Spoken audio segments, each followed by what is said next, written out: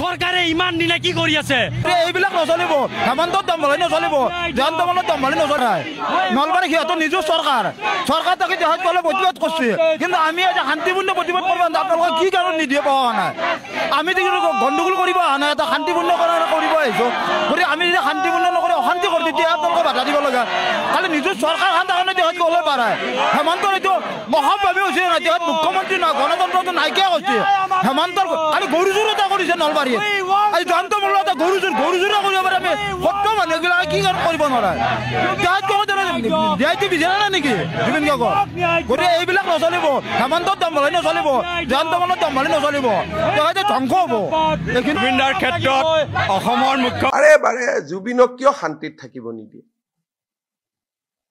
কি কৰিছে বেচাৰে আপোনালোকক কি কষ্ট দিছে জুবিনৰ নামটো লৈ আপোনালোকে বিজেপিৰ গভৰ্ণমেণ্টখন ভাঙি দিব খোজে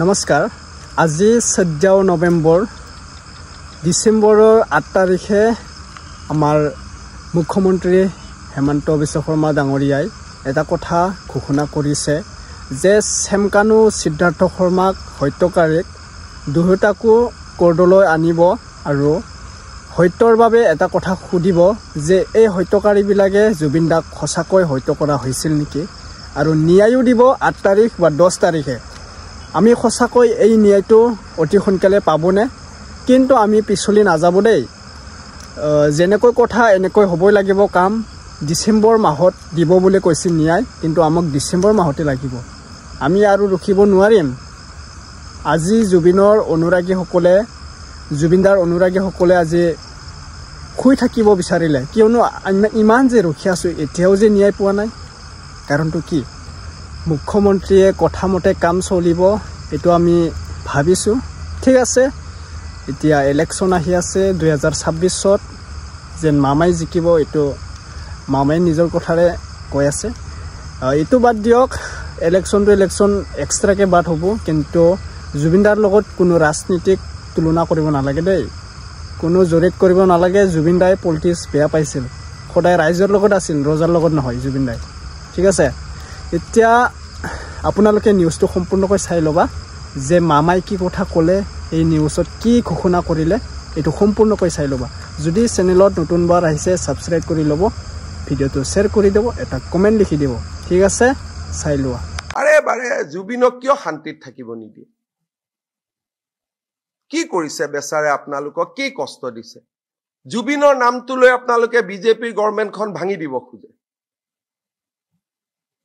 এই কামটোত কিয় লাগি আছে শান্তিত থাকিব দিয়কচোন লৰাজনক শান্তিত থাকিব দিয়ক সি আমাৰ হিয়াৰ আমঠু হয়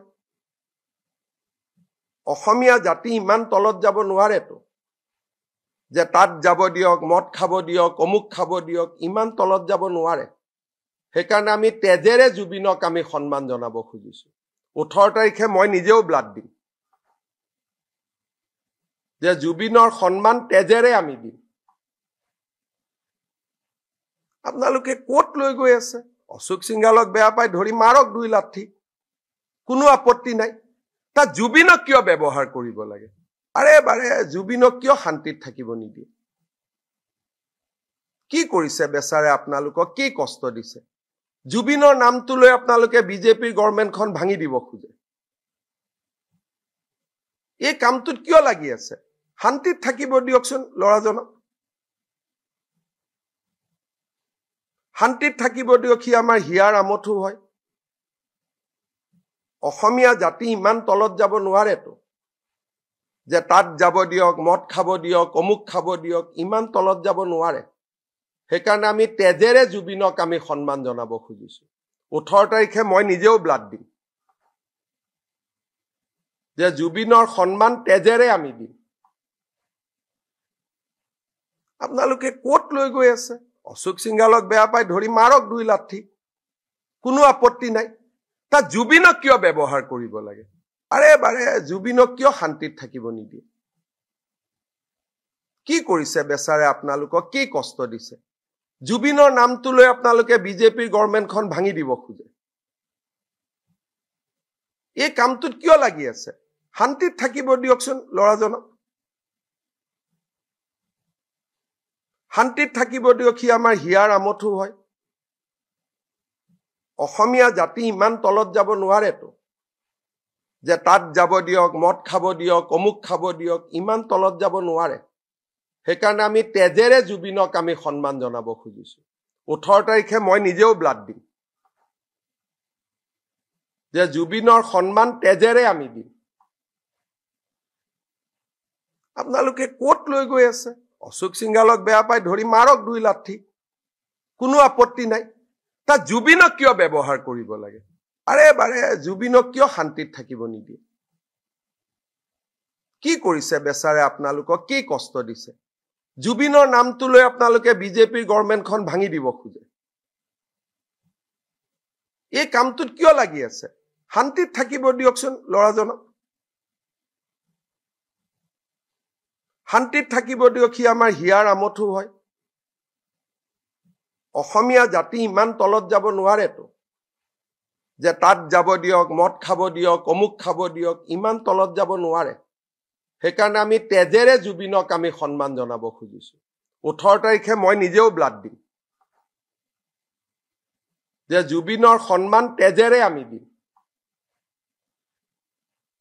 আপোনালোকে ক'ত লৈ গৈ আছে?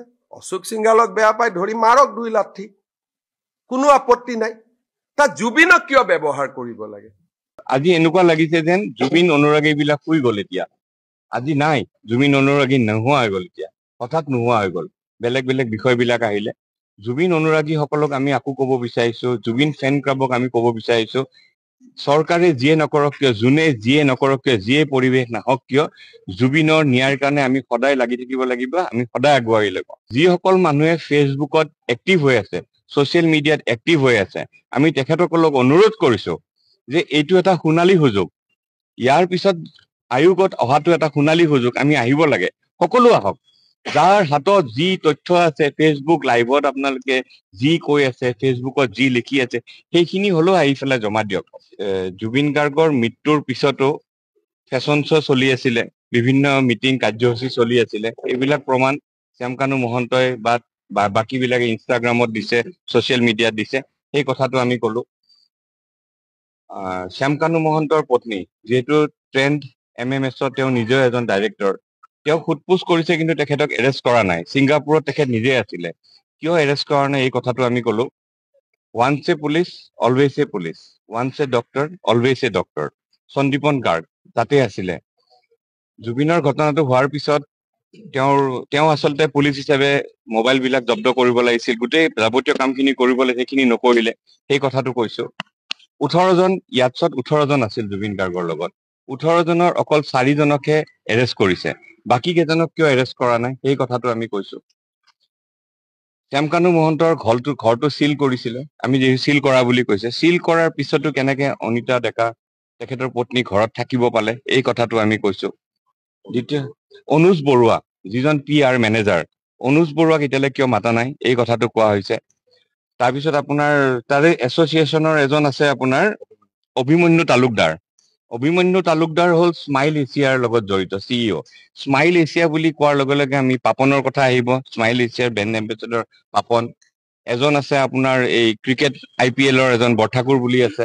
ত' ডাঙৰ ডাঙৰ মানুহ আছে। ত' সেইকাৰণে অভিমন্যু তালুকদাৰক এৰেষ্ট কৰা হোৱা নাই নেকি এই কথাটো কোৱা হৈছে। গৰিমা গাৰ্গৰ ভিছাখন কিয়ৰ কাৰণে কেঞ্চেল হ'ব লগা হ'ল, এপ্লাই হৈছিল নে নাই, কি কাৰণত, কি কথাৰ ক্ৰাইটেৰিয়া লৈ পেলাই ভিছা লৈ গৈছিল, এই কথাখিনি কোৱা হৈছে। দিল্লীৰ এইমছত কিয় অটপচি কৰা নহ'ল, গুৱাহাটীত আহি পেলাই পষ্টমৰ্টেম কৰিলে, কিন্তু বডিটোতো অলৰেডি ডেমেজ হৈ গৈছে, সেই কথাটো কোৱা হৈছে। তাতকৈ ডাঙৰ কথাটো হ'ল যে SIT-য়ে এটা অদ্ভুত কাম এটা কৰিছে। বিশিষ্ট নাগৰিকৰ নামত এজন ইউটিউবাৰ, দুজন ডক্তৰ, এজন এক্টৰ, এনেকে কেইজনমান মানুহক মাতিছিলে। কিয় মাতিব লগা হ'ল তেওঁলোকক, কি কাৰণ আছে, SIT কিয় মাতিব লাগে সেইটো কথা কোৱা হৈছে। SIT সোধপোছ কৰিব লাগে, আয়োগে সোধপোছ কৰিব লাগে, এই কথাটো কোৱা হৈছে আমাৰ, যে কিয় বিভ্ৰান্তি কৰা হৈছে। আপোনাৰ SIT-ৰ পৰা এখন কাগজ, যিখন মানে শপতনামা জমা দিয়ে, সেই শপতনামাখন লিক হৈছে, সেই কথাটো কোৱা হৈছে। একচামে আজি মানে ফেচবুকত জুবিন গাৰ্গৰ মেণ্টেল হেল্থৰ কথা কৈছে। এটা বেলেগ ফালে লৈ যোৱা হৈছে, যিটো এটা ক্ৰাইম হয়। এজন মানুহ ডিপ্ৰেশ্যনত যাব পাৰে, একো ডাঙৰ কথা নহয়।